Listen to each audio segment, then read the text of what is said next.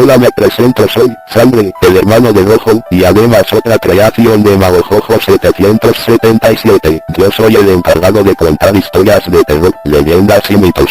Diferente a lo que hace el idiota de mi hermano, que a lo único que se dedica es a contar chistes. Ups, me fui del tema.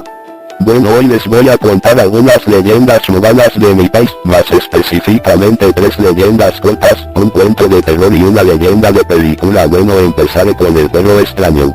Cuentan en el barrio de La Boca, en la ciudad de Buenos Aires, que hace muchísimos años 2 ancianos encontraron un perro abandonado. Sintieron lástima por el animalito que, pese a su aspecto extraño, los miraba con ojos de mucha ternura.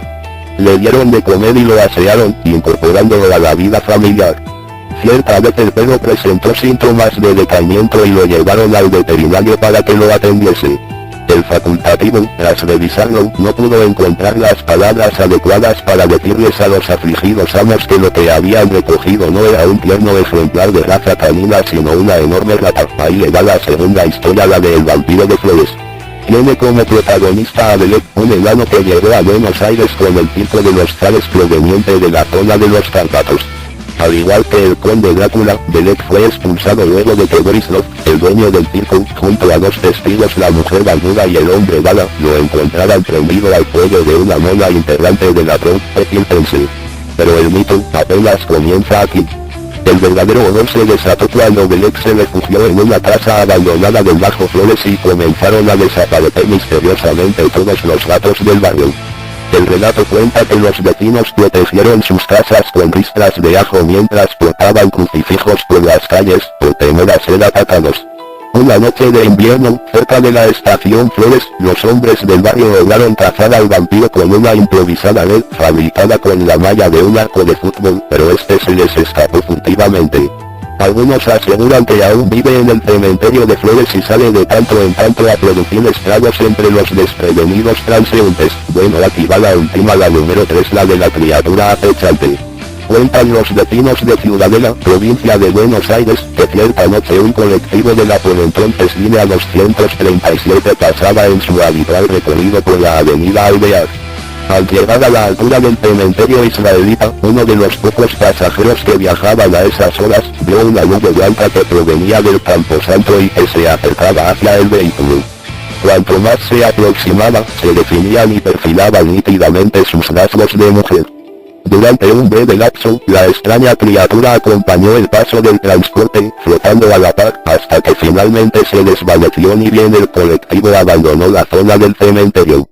Y como extra, les voy a contar una historia de mi ciudad. Cuentan que hace algunos años había una casa de una ancianita que parecía normal para todo el mundo, pero un día un conocido mío y su amigo necesitaban un departamento y justo esta anciana alquilaba el departamento que se encontraba en el fondo de su casa. Mis conocido y su amigo fueron a ver el departamento.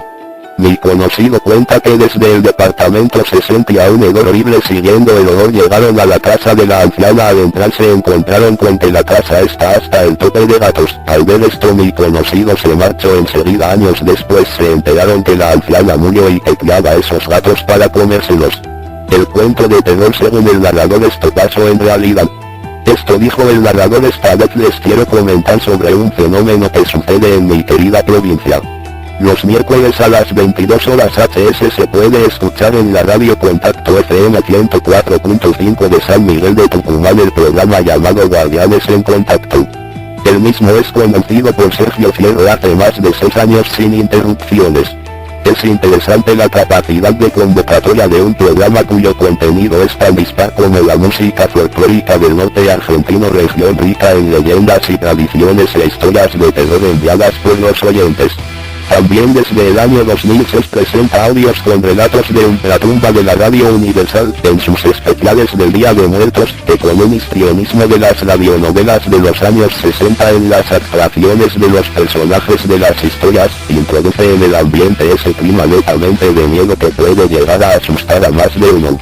Criticar este programa puede ser ingrato de mi parte y ponerse en plano realista sería entrar en especulaciones.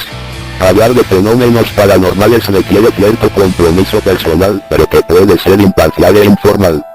En este caso, las historias no son analizadas desde un punto de vista ocultista, sino desde un punto de vista religioso y claramente dualista, en los que existe la dicotomía entre Dios y el diablo, el bien y el mal.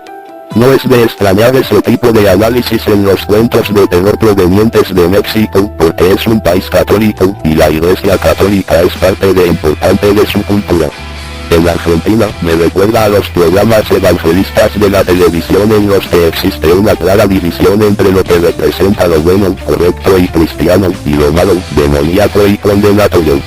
Y ahora esta es otra leyenda de una famosa película.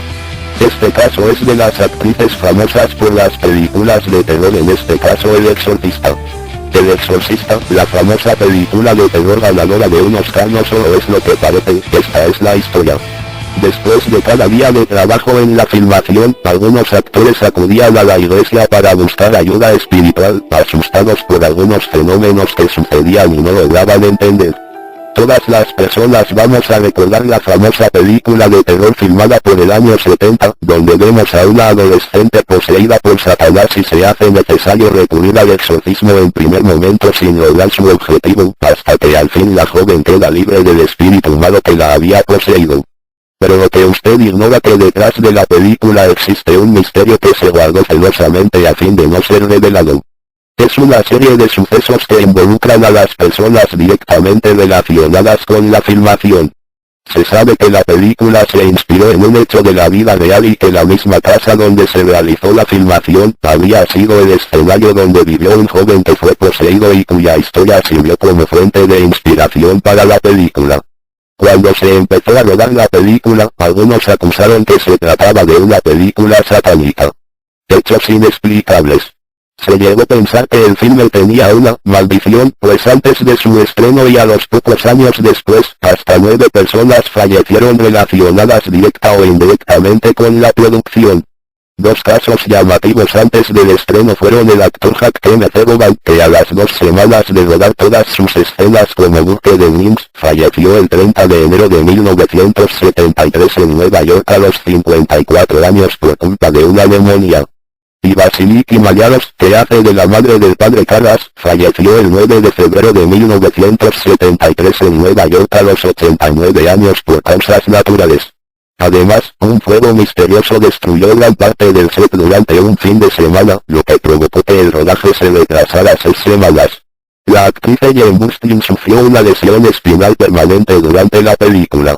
Fue en la escena donde su hija poseída la lanza lejos contra el suelo, el arnés que la tenía sujeta, tras varios intentos, le dio un tirón más fuerte de lo previsto, y se cayó con violencia sobre sus coxis.